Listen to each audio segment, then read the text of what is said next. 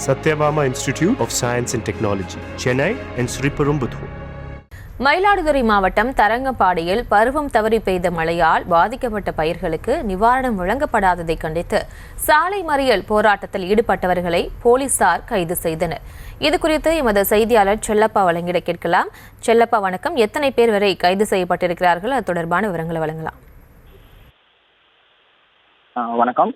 மயிலாடுதுறை மாவட்டத்தில் கடந்த ஜனவரி மாதம் 17-18 தேதிகளில் பெய்த பருவம் தவறிய கனமழையின் காரணமாக தரங்கம்பாடி தாலுகாவுக்கு உட்பட்ட எரவாஞ்சேரி, இருப்பூர், உத்திரங்குடி, எடுத்துக்கட்டி, சாத்தனூர், திருவிளையாட்டம், கொத்தங்குடி, அரசூர், விலாஸ் உள்ளிட்ட கிராமங்களைச் சேர்ந்த 5000 ஏக்கர் பரப்பளவில் சம்பா சாகுபடி செய்திருந்த முற்றிலும் மூழ்கி சேதமடைந்தன. மேலும் பயிர் உளுந்தான ஊடுபயிர்களும் சேதமடைந்தன.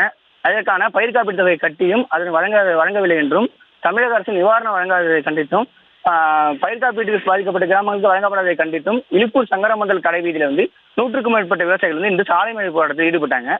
போராட்டத்தில் ஈடுபட்டவர்களிடம் வேளாண் துறை அதிகாரிகள் மற்றும் ADSP சுரேஷ் குமார் உள்ளிட்டோர் பேச்சுவார்த்தையில் ஈடுபட்டாங்க. பேச்சுவார்த்தையில் உடன்பாடு ஏற்படாததால் தரங்கம்பாடியிலிருந்து மயிலாடுதுறை செல்லும் பிரதான சாலையில் அமர்ந்து விவசாயிகள் 100க்கும் மேற்பட்டோர் சாலை மறியல் போராட்டத்தில் ஈடுபட்டாங்க. பயிர் நிவாரணம் வழங்காததை கண்டித்தும் கண்டன கோஷங்களையும் எழுப்பினர். இதனால் அப்பகுதியில் சுமார் 15 நிமிடம் போக்குவரத்து பாதிக்கப்பட்டது.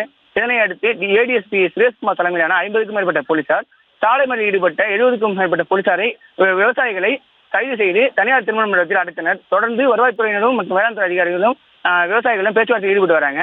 தமிழக அரசு கடந்த 4 ஆண்டுகளாக இப்பகுதி விவசாயிகளுக்கு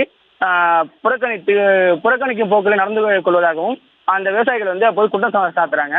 அது மட்டும் இல்லாமல் இந்த மாதத்திற்குள் இன்சூரன்ஸ் மற்றும் நிவாரணம் வழங்கவில்லை என்றால் மாவட்ட ஆட்சியர் அலுவலகத்தை முற்றுகையிட்டு போராட்டம் நடத்த போவதாகவும் தற்போது விவசாயிகள் தெரிவிச்சிருக்காங்க. விவரங்களுக்கு நன்றி Chellappa. Satyabama Institute of Science and Technology, Chennai and Sriperumbudur.